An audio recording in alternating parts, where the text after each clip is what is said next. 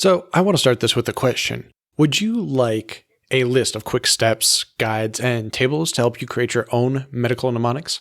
Well, that is some of the material that we are going to cover today. But first, I do want to thank everyone that has purchased the book so far. Within the first 2 weeks of publishing, we've already been ranking in the top 10 for Amazon results for a couple of categories, including testing guides and medical school guides. Now, this is really, really impressive. We're very happy about it.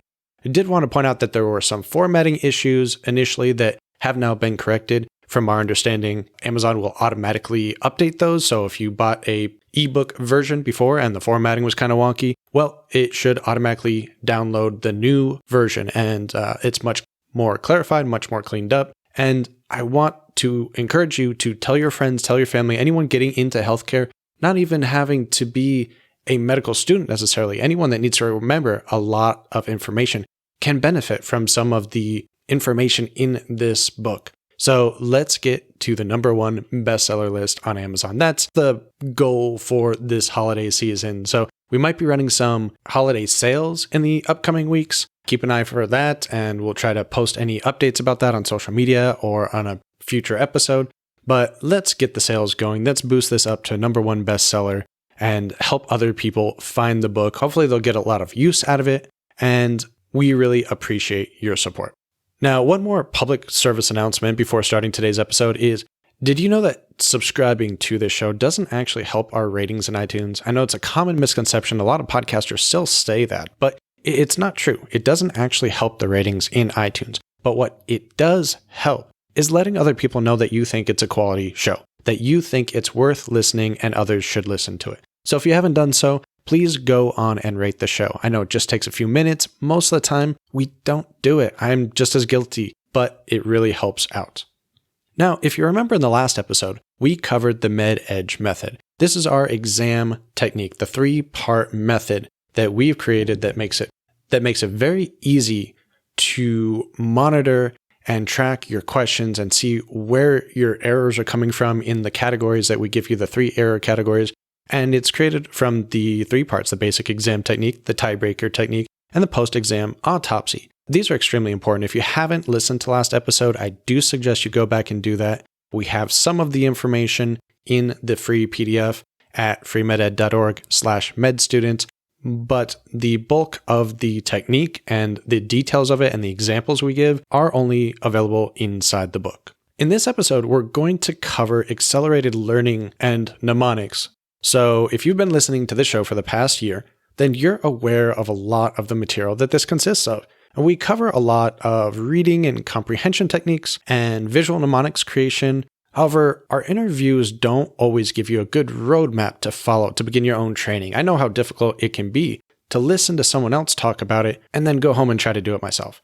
And in fact, that is why I failed at doing so before med school. When I first started learning about some of the basic techniques, some of the basic visual mnemonics and memory techniques, I didn't keep up with it. I went home, tried it for a couple of weeks, but when I got stuck, I didn't know where to go next. And I ended up letting the practice slide within a few weeks of starting it. Never reviewed it again until I think it was my 4th year of med school, something like that, when I started interviewing people and getting back into it. So here we're going to give you more of a roadmap. So part 3 of the book is really separated into 2 main categories, and that's the speed reading category and the memory and visual mnemonics category. So we have a lot of questions in here that we ask you, charts and tables to make sure that you can stay on track and that you can monitor your own progress. That's very important. Anything that you are trying to learn, you should have a method in place to monitor your progress. Otherwise, you're going to be more likely to slack off, to let it slide, to not keep up with your practice, not know if you're actually succeeding or if there's something that maybe you need to change around. We cover the use of the SQ3R system, which is a pretty common one. It stands for survey, question, read, recite, review. And this helps to improve your comprehension at faster reading speeds. You kind of skim some of the sections, you go through the bold points, the headings and such, and then you get a general idea of what you're going to read before you read it. So when you start reading it fully, you already have an idea, a concept of what it is, and it helps to increase your comprehension and your memory of the material. We also cover the different techniques for pacers. And pacer can be your finger, it can be a note card, anything that you use to make sure your eyes stay on track when you're trying to speed read. It sounds ridiculous. You might see a lot of people doing this technique on a subway if you live by one or something like that, maybe a bus, and it really does help. It helps to a degree anyway. At some point, then your finger and your eye will get in the way, but especially when you're starting off at speed reading, it'll help you increase your speed significantly for most people. We go into some of the science behind the physics of the eye and even some neurolinguistics to help demonstrate where speed reading limitations might exist and where we might think they exist, but they really don't. Now, if you've listened to our episodes with Howard Berg or Dr. Lev Goldentuch, then you probably have heard the terms subvocalization and saccadic reading brought up. But if you've not experimented with speed reading in the past, then this probably flew over your head. You probably didn't understand what it was about. So we do delve into these topics a bit more in this section of the book and try to cite the literature wherever possible to help explain the mental and physical aspects of reading and sort of what boundaries might exist and which ones might not. We then give you a few objectives to set when setting up your own speed reading training session so that you can improve at home and so you can organize the material for easier retention. So we give you a couple of different options if you want to try increasing your speed a lot faster or if you want to slowly increase your speed while increasing your comprehension. There's different formats there that we cover in the book depending on your preference.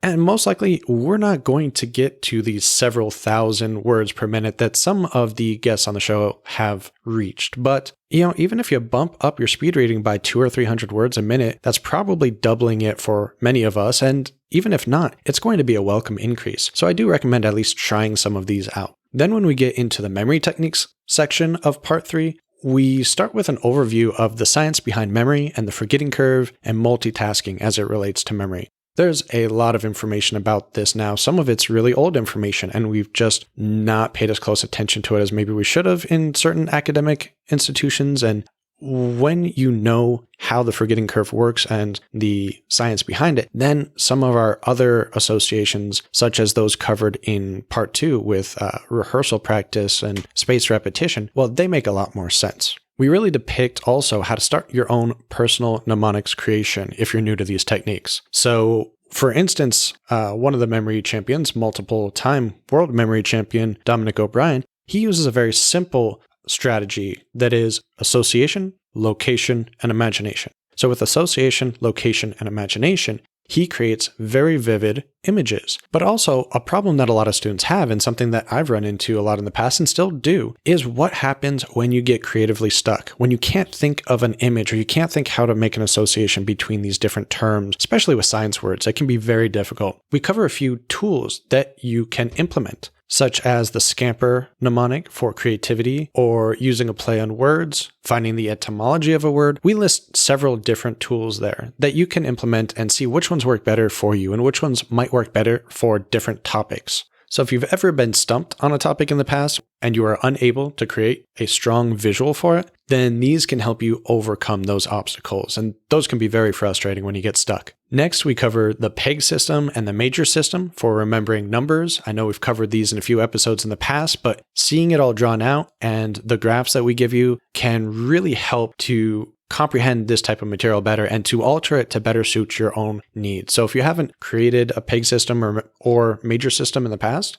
this will be a great place to start. It's simple. It gets the creative juices flowing. I think it's a place that most people should probably start when they're first creating mnemonics. We also give a couple of different methods for remembering names and faces. And then we go into the almighty memory palace for storing larger quantities of data at once. So if you're already familiar with some of the more introductory memory systems, like the PEG system, like the major system, don't worry. We also finish off the section with a little bit of discussion on some advanced techniques that you can use, and for those looking to expand on their knowledge. One of these systems is the PAO system, which granted is usually used more for numbers, but if you listen to the Dr. Lev Goldentuch episodes, his interviews were very unique and he uses this in a completely different manner.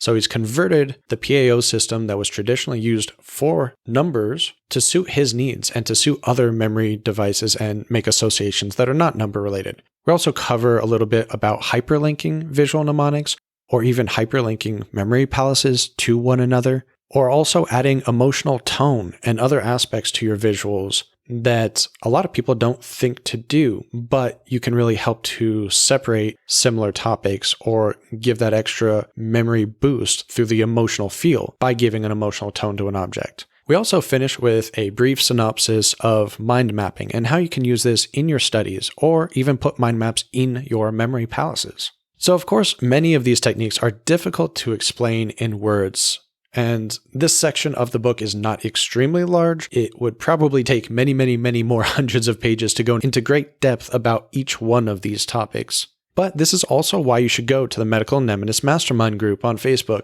And you can shoot your questions to us on there and to each other. Anything that needs clarification or that you want more details or maybe some examples, send them on there. Send them on Facebook, send them on Twitter, email it to us. It also helps to challenge me. And the more you challenge me, the more I can grow with these techniques as well and grow with you, the more I might be able to help out others.